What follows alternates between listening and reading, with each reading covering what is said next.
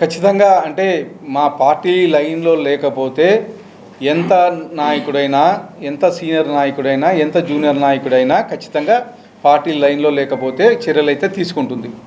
అది ఎవరైనా కావచ్చు, నేనైనా కావచ్చు, ఇంకోరైనా కావచ్చు.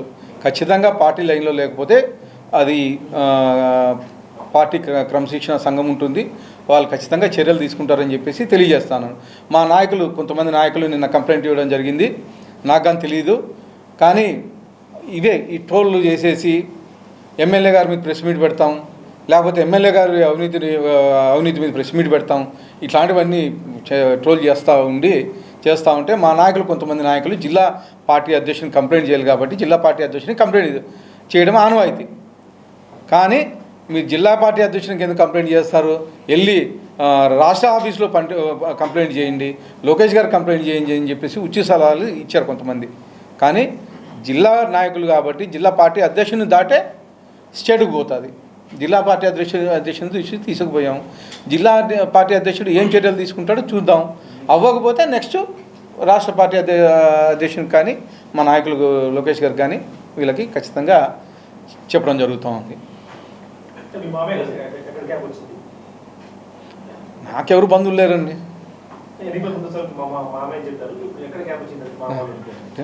నాకెవరు బంధువులు లేదు.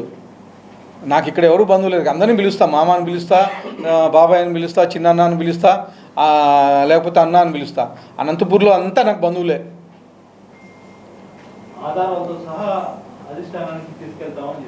నేను కోరుకుండేది కానీ అదే, నా ఆధారాలు తీస్తే ఇప్పుడు గతంలో రైస్ అన్నారు, చికెన్ అన్నారు, ఇవన్నీ బయట పెట్టారు. పోలీసు వాళ్ళు పిలిపించేసి మొత్తం తీశారు.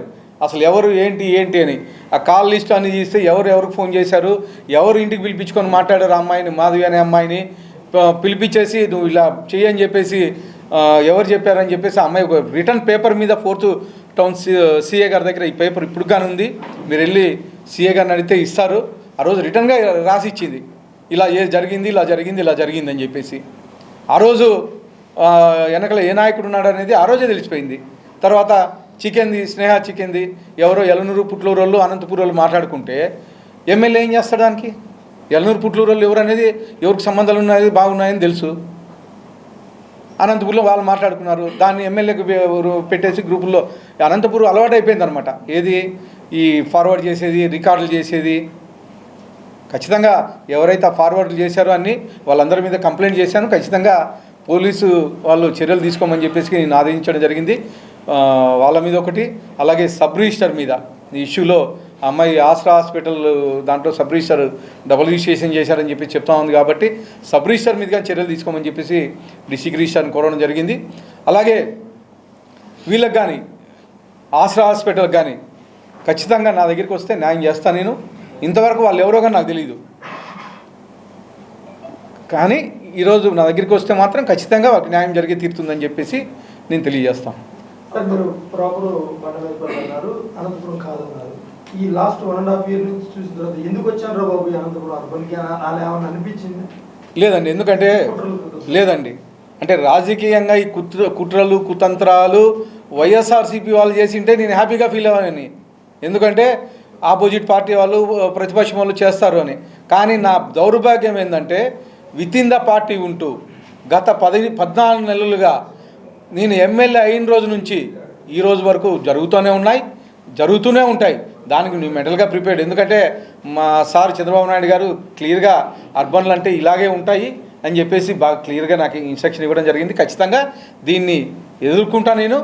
నా ధ్యేయం ఒకటే, అనంతపూర్ ప్రజల్ని అనంతపూర్ని అభివృద్ధి చేయడమే నా ధ్యేయం. ఎందుకంటే మా నాయకుడు చంద్రబాబు నాయుడు గారు, లోకేష్ గారు అవకాశం కల్పించారు. ఇక్కడ గత 40 ఏళ్ళు 50 ఏళ్ళు ఉండే చరిత్ర ఉన్న నాయకుల్ని కాదని, అలాగే 40 ఏళ్ళు 2 సార్లు ఎంపీగా తర్వాత ఎమ్మెల్యేగా ఉన్న అనంత వెంకటరామరెడ్డి మీద పోటీ చేయడానికి అవకాశం కల్పించారు. నాకు అవకాశం కల్పించిన దానికి నాకు గెలిపే ధ్యేయంగా నా కార్యకర్తలను కానీ తర్వాత మా నాయకులను కానీ మోటివేట్ చేసుకుంటూ గెలిపే ధ్యేయంగా పనిచేశాం. దాంట్లో భాగంగా మా చంద్రబాబు నాయుడు గారిని చూసి 23,000 ఓట్ల మెజార్టీతో అనంతపూర్ ప్రజలు నన్ను గెలిపించారు.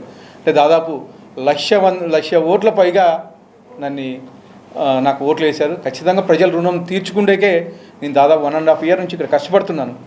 కనీసం నేను ఏ రోజు నా 1.5 ఇయర్లో కనీసం నా ఫ్యాక్టరీ చుట్టూ కానీ తిరిగి చూడలేదు. నెక్స్ట్ 3 ఇయర్స్ ఎలా ఎదుర్కొంటారా? ఖచ్చితంగా ఎదుర్కొంటారా, సర్దుకుపోతారా, అడ్డు తొలగించుకుంటారా? అది పార్టీ పరంగా కానీ మా పార్టీ నేను ఒకటే ఎవరిని పట్టించుకోను.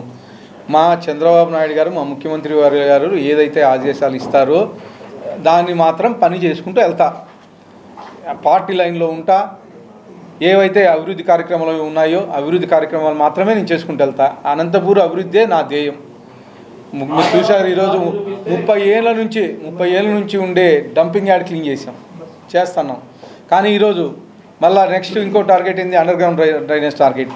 తర్వాత ఈ మన నడివంక రిటైనింగ్ వాల్ టార్గెట్. అలాగే ఈరోజు నక్షా ప్రోగ్రాం కింద దాదాపు 80 కోట్లు సెంట్రల్ గవర్నమెంట్ నుంచి ఫండ్ తీసుకొస్తున్నాం. ఆ నక్షా ప్రోగ్రాం కింద ఆల్రెడీ ఈరోజు మార్నింగ్ అని మీటింగ్ అయింది. దాదాపు ఫస్ట్ ఫేజ్లో 50 కోట్లు వస్తుంది. తర్వాత సెకండ్ ఫేజ్లో 30 కోట్లు వస్తుంది. అంటే నాకు అభివృద్ధి తప్ప, వర్క్ చేయడం తప్ప ఏం ఈ రాజకీయాలు తెలీదు. కేవలం ఎవరో చేసిన రాజకీయాల వల్ల దాన్ని ఏదో భూతద్దంలో చూపించి, దాన్ని వాంటెడ్లీ చేపించి, భూతద్దంలో చూపించి వాళ్ళే ఫార్వర్డ్ కొట్టు, వాళ్ళే వీడియోలు చేసుకుంటూ అనంతపురం ఎమ్మెల్యే మీద ఇచ్చేస్తారు. పాపం నిన్న రామకృష్ణ అన్నతో కానీ పెట్టించారు. తర్వాత చెప్తా ఉన్నాడు అమ్మాయి దగ్గరికి పోయినప్పుడు ఒక పెద్ద ఆయన, నీకు రామకృష్ణ సపోర్ట్ ఉంటాడమ్మా, తర్వాత జాఫర్ సపోర్ట్ ఉంటాడు. ఏం సపోర్టు అసలు నీకు? నేను అంటే పార్టీ ఏ శిక్ష విధించినా నేను కట్టుబడి ఉంటాను. పార్టీకి ఇస్తా అంటున్నారు కదా చంద్రబాబు నాయుడు గారికి కానీ లోకేష్ గారికి కానీ. ఖచ్చితంగా ఆధారాలు ఇస్తే నేను కానీ దేనికైనా రెడీగా ఉంటానని చెప్పేసి తెలియజేసుకున్నాను. ఎందుకంటే గతంలో కానీ ఇట్లే పార్టీ ఆఫీస్లో అవి ఇవి అని చెప్పేసి పెట్టారు, రైస్ దే అవి అని ఇవని, ఇంకోటి అని. సేమ్ ఇప్పుడు కానీ అదే ఇవ్వనండి, చాలా హ్యాపీగా ఫీల్ అవుతాను నేను. ఖచ్చితంగా ఆయన కానే పోటీ ఉండొచ్చేమో.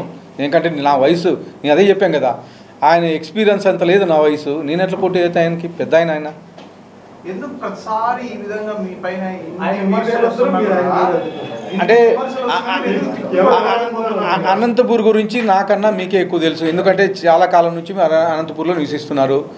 నేను కేవలం ఈ 2 ఇయర్స్ నుంచి అనంతపూర్లో స్థానికంగా ఉంటున్నాను. నాకన్నా మీకే ఎక్కువ తెలుసు గతంలో ఏం జరిగిందనేది. గతంలో టికెట్లు ఇవ్వకోకుండా వేరే వాళ్ళకి ఇస్తే ఏం జరిగిందనేది మీకు తెలుసు. కానీ ఇవన్నీ పార్టీ గమనిస్తూ ఉంది, ప్రజలు గమనిస్తూ ఉన్నారు. ఖచ్చితంగా దీనికి తగిన మూల్యం అయితే చెల్లించుకుంటారని చెప్పేసి తెలియజేసుకుంటారు.